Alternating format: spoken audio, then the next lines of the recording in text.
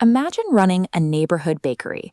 It is Thursday morning, and a customer just called in a massive 5-tier wedding cake order due by Saturday afternoon. Your kitchen is already full of daily orders, and your staff is working hard. To decide if you can take the job, you need to know if you have the time and the people to finish it. This is a question of capacity. In any business, capacity is the measure of a system's capability to produce output within a specific window of time. It's helpful to think of capacity as a rate of work rather than a total volume. It isn't the size of your storage room, it's the speed of a conveyor belt moving items across the floor before the clock runs out. So, how do you actually calculate if your bakery is moving fast enough to hit that Saturday deadline? You cannot rely on a guess. This calculation determines whether you can actually deliver your orders on time without exhausting your staff or missing your commitments. We start with theoretical capacity.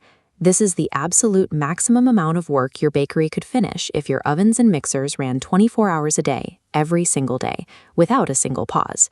But machines need to be cleaned and workers need to sleep. Theoretical capacity is a perfect scenario that doesn't exist in a real kitchen. To find a realistic number, businesses look for rated capacity. This provides an expected output by multiplying 3 specific factors together. First, calculate your total available time by multiplying your machines by their shift hours. Next, utilization reduces this time by subtracting scheduled breaks and unavoidable delays. Finally, efficiency measures how actual speed compares to a standard pace. By multiplying your time, your utilization, and your efficiency, you get a solid mathematical expectation of what your bakery can do. However, because this relies on estimates, it still might not match the reality of a busy Friday afternoon. If you want to move past estimates, you use demonstrated capacity.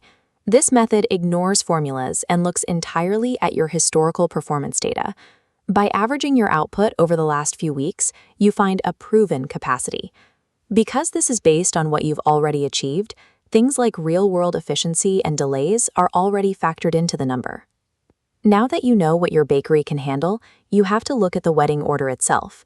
This is called calculating the required capacity, or the load. To find the load, you translate the physical order into units of time. You take the setup time, like mixing the batter, and add it to the time it takes to bake one cake tier, multiplied by the number of tiers the customer ordered. Translating a physical order into a load of hours and minutes is the only way to see if the work the customer wants actually fits into the time you have available. Now we compare the two. You have your required capacity, the time needed for the wedding order, against your demonstrated capacity, the proven limit of your bakery. In this case, the math shows a problem. The wedding order creates a load that is larger than your available capacity. If you don't change your plan, you won't finish the cake by Saturday. This is where you use capacity control. This is the process of measuring your actual output against your plan and taking action to fix the gap. You might change your dispatching, prioritizing the wedding cake over smaller daily orders, or you might monitor your workflow more closely to ensure no one is waiting around for an open oven. These same principles apply when the stakes are higher. A computer manufacturer uses these exact formulas to determine the hours needed to assemble different models. By multiplying the units requested by the standard hours per unit, they calculate the load for their assembly line, just like a baker calculates the load for an oven. Whether you are finishing a cake or assembling a computer, the math stays the same. By understanding capacity, businesses can predict exactly what they are capable of, helping them hit their deadlines and keep their operations running smoothly.